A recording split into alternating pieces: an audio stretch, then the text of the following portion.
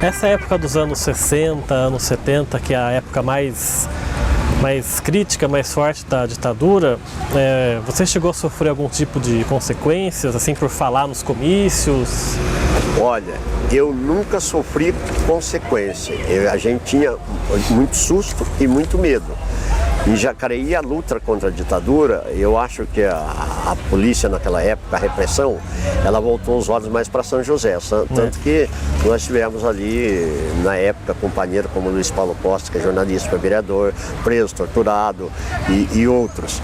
Em Jacareí, eles não voltaram o olho muito para cá, não. Tinha alguns policiais aqui que ficavam observando a gente.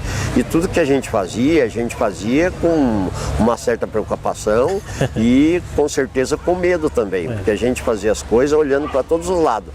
Quando a gente via algum carro suspeito, a gente parava, disfarçava e fazia.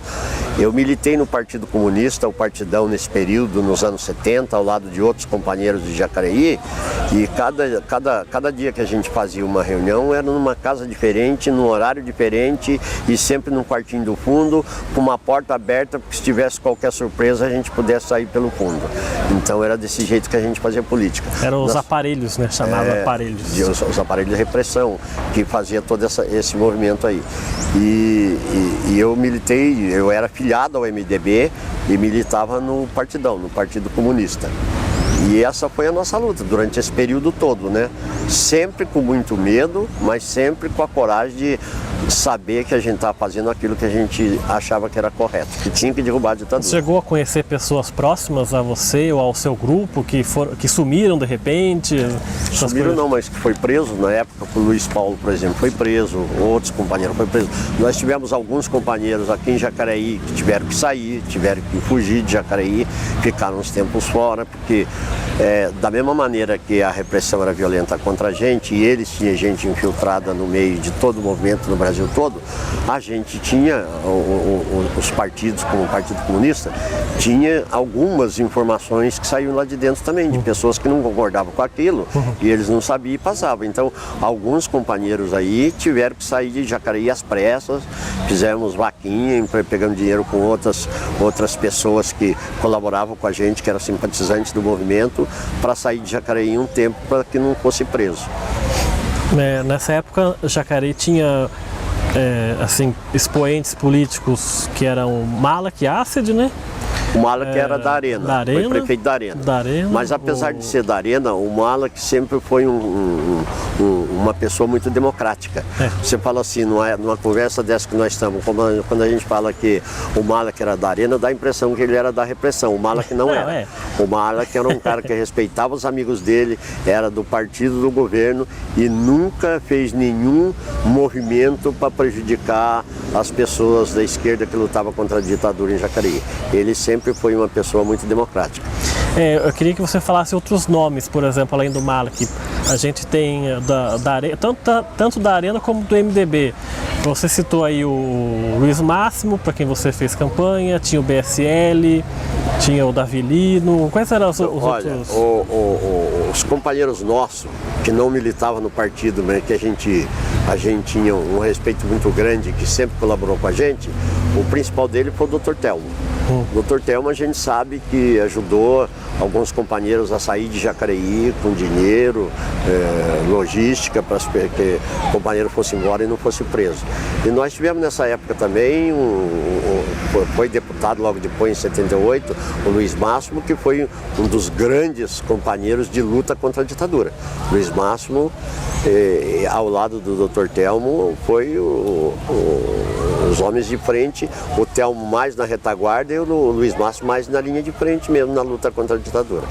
Nessa época você poderia dizer que respirava mais a política e esse combate do que, por exemplo, se voltar para sua família, por exemplo? Era uma coisa que você sabia dividir ou não? Com certeza, até pela idade, né? Porque o jovem, ele tem uma uma gana, uma vontade de resolver as coisas rápido. Então, nessa época, a política era tudo na vida da gente. A gente esquecia até o futebol, que a gente gostava muito.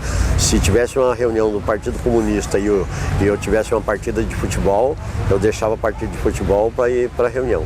Talvez até o perigo que a gente estava correndo motivasse a gente a participar mais.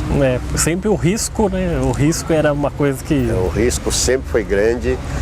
Como eu disse para você, tudo que a gente fazia, tinha um numa esquina, outro na outra, olhando para avisar a gente se tinha algum problema. Eu falei do risco porque para o jovem o risco é sempre mais empolgante, né? É mais empolgante, é mais adrenalina. Tudo que é proibido é mais gostoso, né? Hoje, talvez, se voltasse a viver uma situação daquela, eu com certeza estaria na trincheira tentando derrubar a ditadura, mas com outra forma de trabalho, né? Não assim. Por falar nisso, eu queria, na sua opinião, uma coisa que até foi discutida um tempo atrás. Como é que você vê hoje esses jovens de 18, 21 anos que não viveram essa época que você viveu, afirmarem que o Brasil precisa de uma nova ditadura para eles poderem ter uma participação maior na vida política, porque hoje a política é um marasmo? E aí eu incluo pessoas do calibre do Bolsonaro, por exemplo, que defende esse tipo de coisa. Olha, a gente fica triste ver uma coisa dessa, que quem participou, viveu uma ditadura, como nós vivemos, onde as pessoas eram presas, torturadas e assassinadas, tiravam os pais de família de dentro de casa e desapareciam com ele debaixo de tortura, sequestrava criança para torturar em frente da mãe, e toda a ditadura é assim em todos os cantos do mundo. A gente fica muito triste. O que falta é educação política para esses jovens. A mídia tem culpa nisso. Aí entra a mídia de novo. Não interessa, eu acho que para grande parte da mídia, pelo menos para os grandes canais aí da mídia, que o povo seja um povo politizado. Porque um povo politizado enxerga tudo isso. O jovem que fala para você a ditadura era melhor, é porque ele nunca viveu e não sabe o que é a ditadura. A ditadura é falta de liberdade. Você imagina você sendo um poeta não poder escrever o seu poema. Você é um compositor, não pode escrever sua música. Você escreve uma música, eles vão lá e te prendem. E todo tipo de liberdade, você não pode criticar. Você imagina hoje o que fazem contra Dilma se fosse uma ditadura. Metade da população já tinha sido preso, né?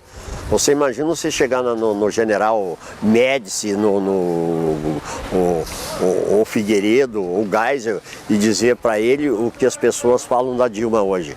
Isso que fala da Dilma é democracia, às vezes até é falta de educação, porque democracia não é eu faltar com respeito com você, é eu dar minha opinião que não concordo com você, mas te respeitando. Agora imagina fazer isso na ditadura, onde que esse pessoal tá tudo pendurado num pau de arara, e eles defendem a ditadura.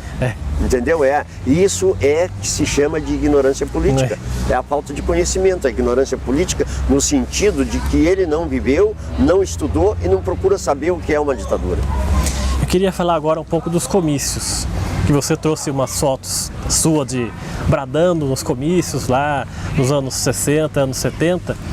E era uma época totalmente diferente de hoje, que os comícios de hoje não são mais a mesma coisa do que aquela época, né, o Raimundo? Como é que eram os comícios dos anos 70, por exemplo? Tudo isso essa pergunta que você fez para mim, tudo isso que você disse aí, ele está ligado ao momento, ao que a população pensa. Naquele momento, nos anos 60, nos anos 70, quando a população sentia a falta de liberdade, sentia a repressão, a população participava.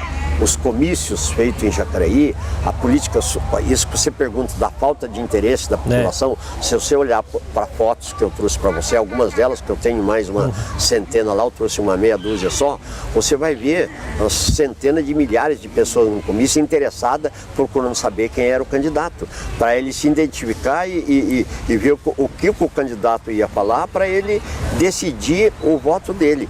Isso é uma participação política, isso é um povo politizado. E a ditadura fez com que o povo ficasse assim.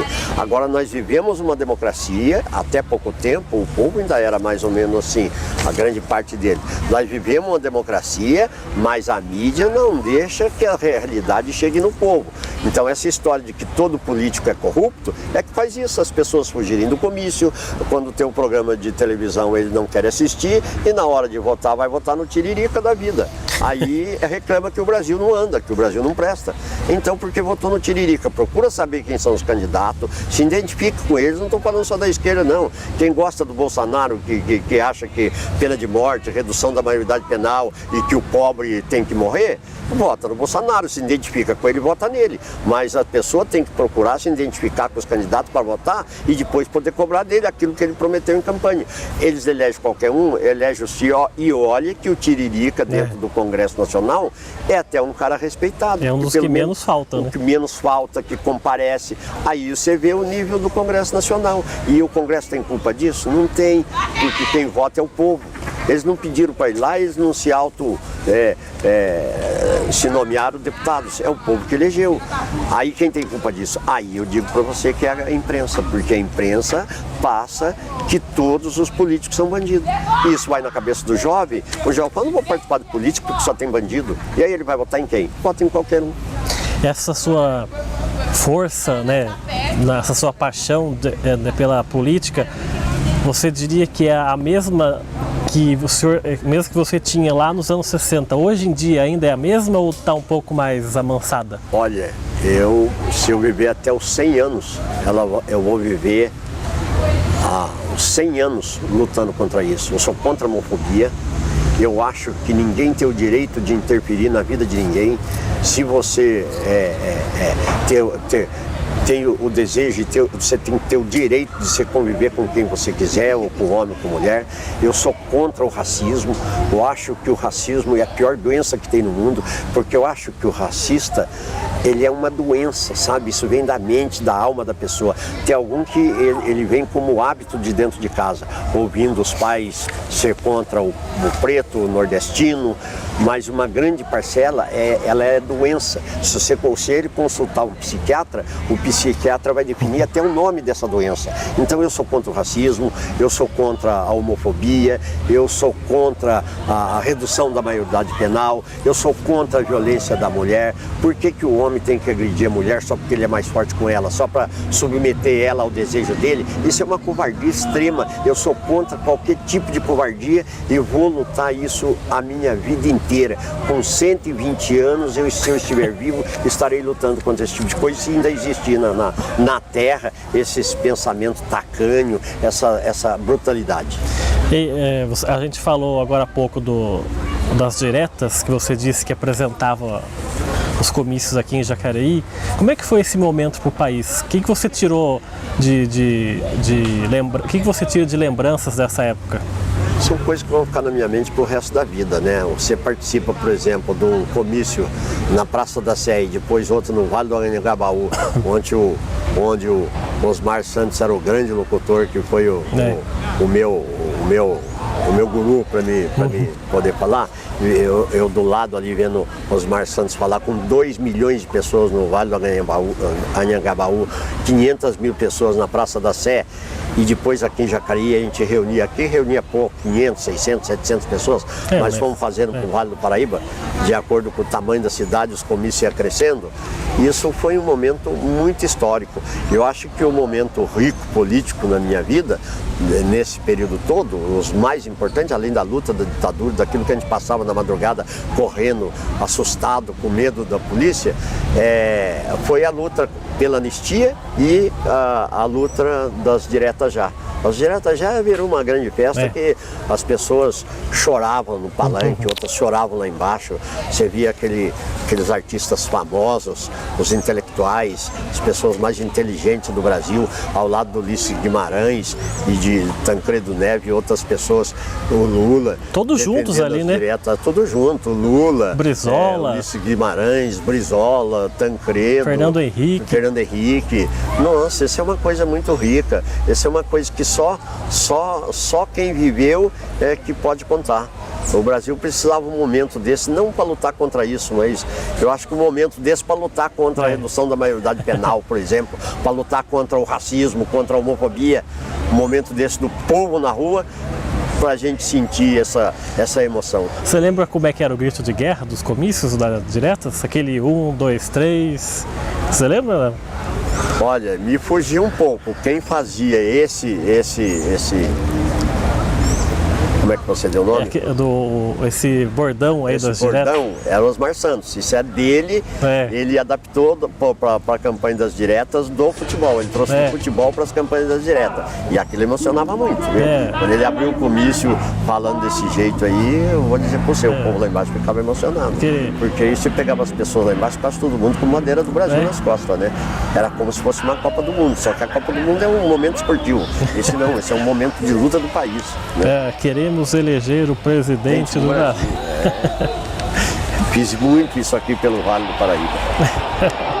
Não só é importante escolher o próximo presidente, mas essas eleições servem também para desescolher uma porção de coisa que está aí. Diretas, já! Chora, Figueiredo, Figueiredo chora. Chora, Figueiredo, já chegou a sua hora. Chora, Figueiredo, Figueiredo chora. Chora, Figueiredo, já chegou a... E você nunca teve medo de encarar o público assim, né? Nunca teve? As mulheres chegavam, doutor, às vezes apresentava adulto de 30 anos. Esse aqui foi o senhor que cuidou dele, mostrando o filho. A gente esperava que ela fosse falar isso de uma criança, mas o Theo foi médico muito tempo. As mães, os pais com um filho de 20, de 25, de 30 anos, doutor, esse aqui é meu filho e o senhor que cuidou dele quando ele nasceu.